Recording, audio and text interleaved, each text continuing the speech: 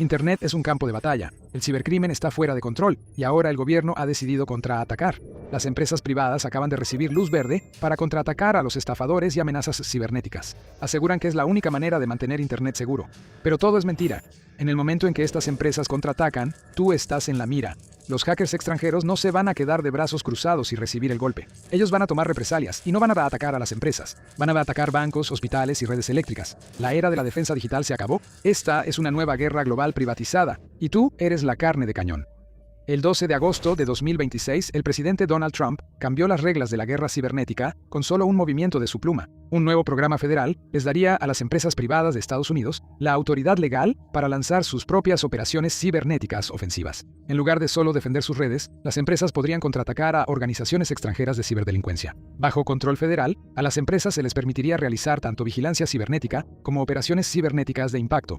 Se ha militarizado al sector corporativo de Estados Unidos. La Casa Blanca afirma que este es un paso necesario para cambiar el rumbo de una guerra que, hasta ahora, Estados Unidos había estado perdiendo. Las estadísticas del propio Centro de Quejas de Delitos en Internet del FBI, o IC3, revelaron la magnitud del problema. En 2023, las pérdidas reportadas por delitos cibernéticos en Estados Unidos superaron los $500 millones. Para 2024, esa cifra había alcanzado los 16.000 millones. Y en 2025, los ciberdelincuentes extorsionaron la impresionante cantidad de $21.000 millones a objetivos estadounidenses. Año tras año, las cifras empeoran de forma alarmante y no parece que eso vaya a cambiar.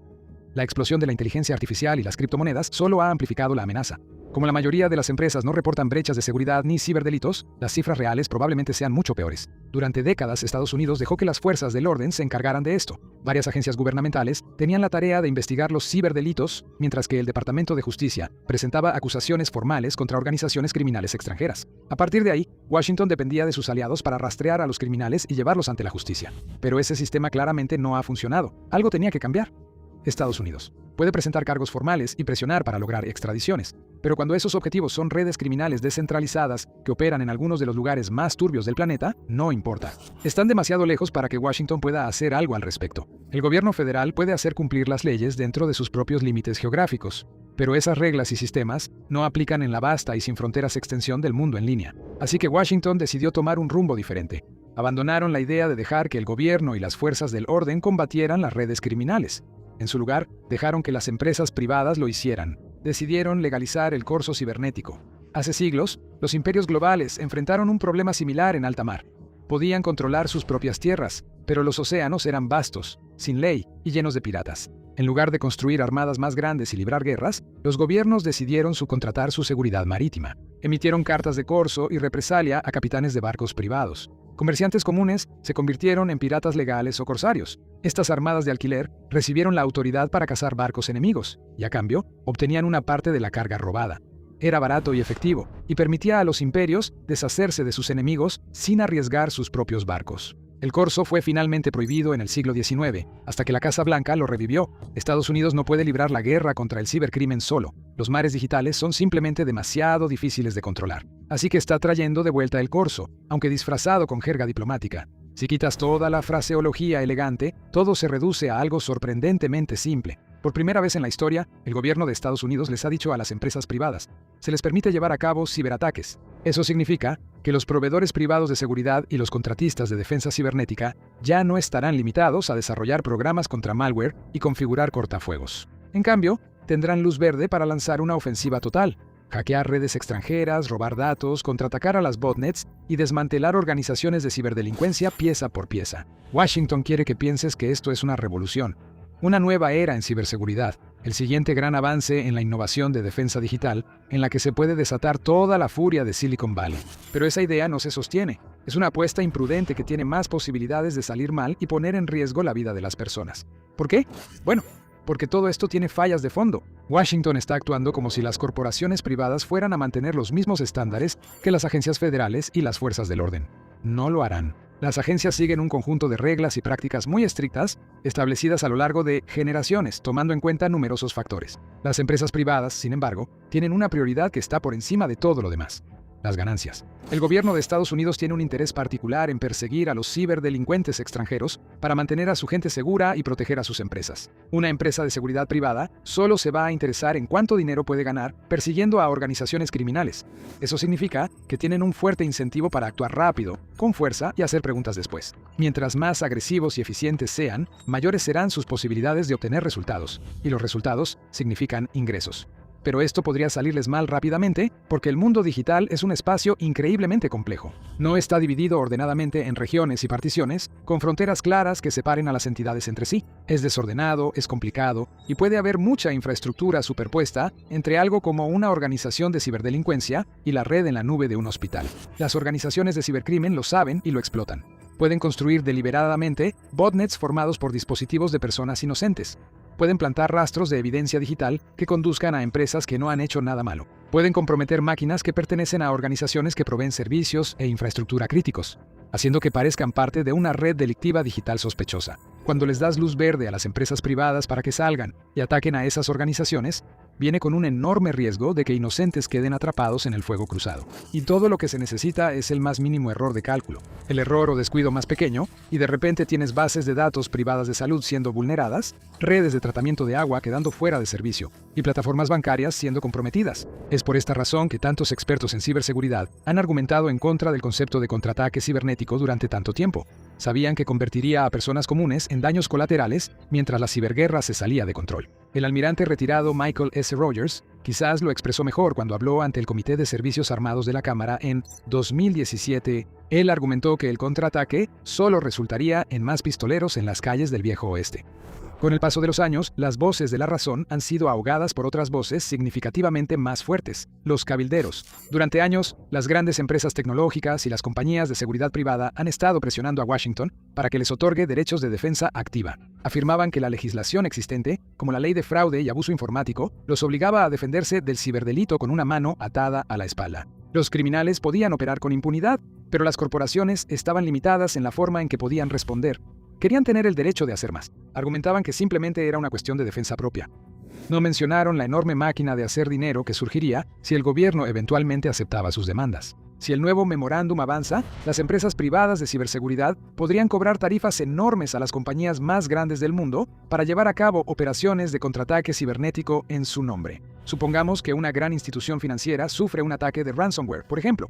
En el pasado, tendrían que presentar informes ante la FTC y el IC3 y simplemente esperar lo mejor. Al mismo tiempo, dependerían de sus propios equipos de seguridad internos para recuperar los archivos perdidos y volver a poner en línea sus sistemas. Mientras tanto, el grupo de ransomware continúa llevando a cabo sus operaciones, atacando a la misma empresa solo unas semanas después. Con esta nueva legislación, la empresa podría contratar a un equipo de guerra cibernética para contraatacar a quienes les hicieron daño, y la batalla comenzaría. Cualquiera de las partes podría causar daños graves a organizaciones inocentes y servicios civiles, ya sea intencionalmente o por accidente, pero al contratista no le importa. Igual le están pagando. Quizá lo más aterrador de todo es que ni siquiera serán castigados si alguien más sale perjudicado por sus errores. Está claramente establecido en el memorándum. Normalmente, si una empresa privada llegara a dañar accidentalmente a un tercero por sus propias acciones, sería considerada responsable.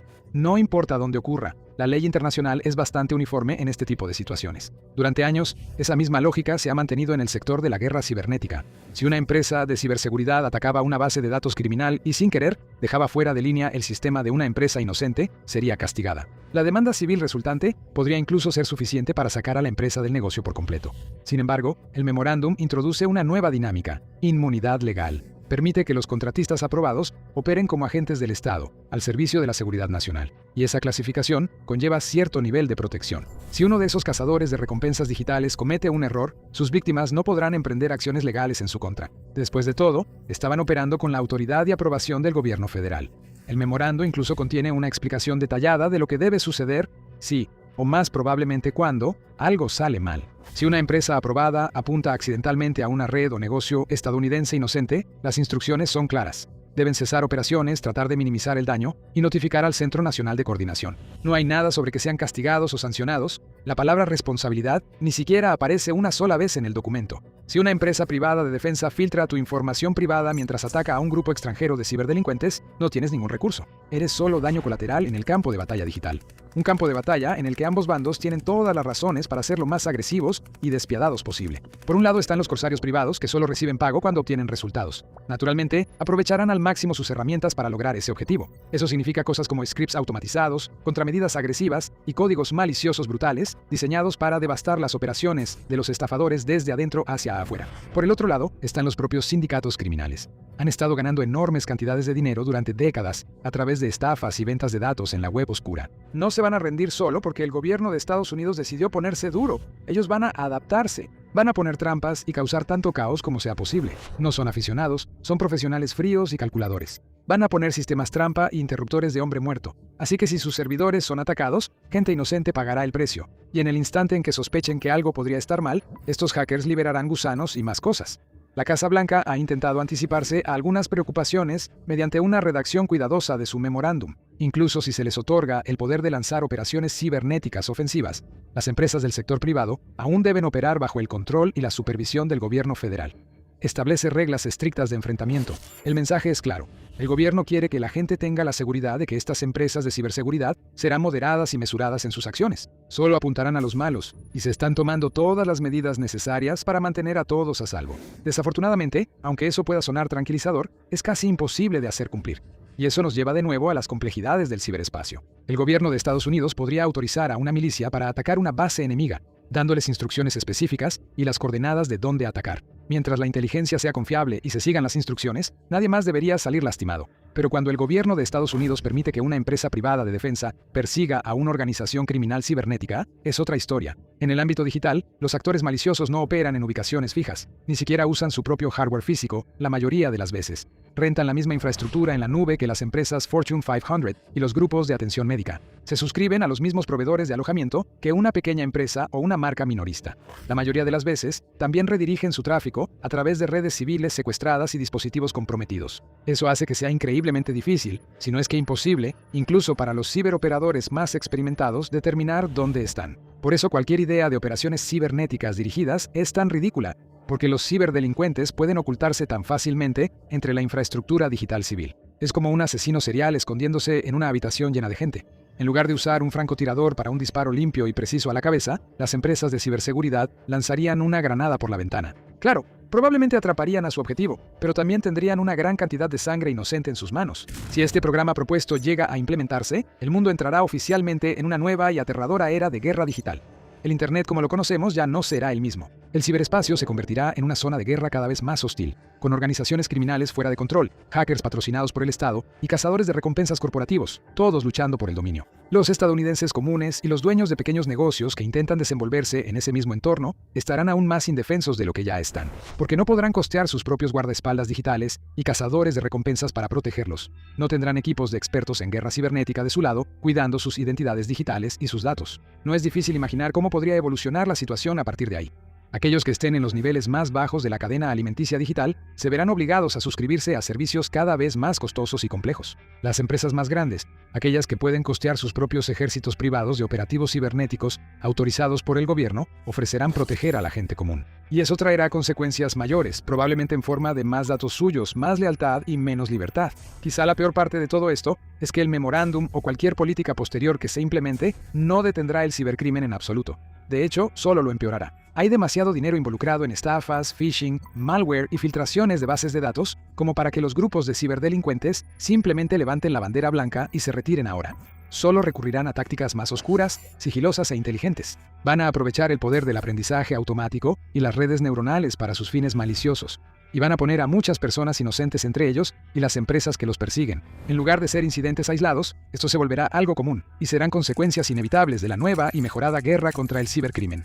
Así no es como debería funcionar la ciberdefensa. La verdadera seguridad proviene de invertir en una arquitectura más sólida, fortalecer las agencias encargadas de hacer cumplir la ley en el ámbito digital y obligar a las empresas tecnológicas más grandes a desarrollar software más seguro. Requiere reformar las leyes para proteger los derechos digitales individuales en lugar de preocuparse por empresas multimillonarias, porque cuando comience la nueva guerra digital, seremos nosotros los que sufriremos. A medida que la tecnología avanza, también lo hacen las herramientas disponibles para los ciberdelincuentes, y no se detendrán ante nada para conseguir lo que quieren. Mira los 10 hackers más peligrosos de todos los tiempos para ver su salón de la fama del mundo cibernético, o haz clic aquí.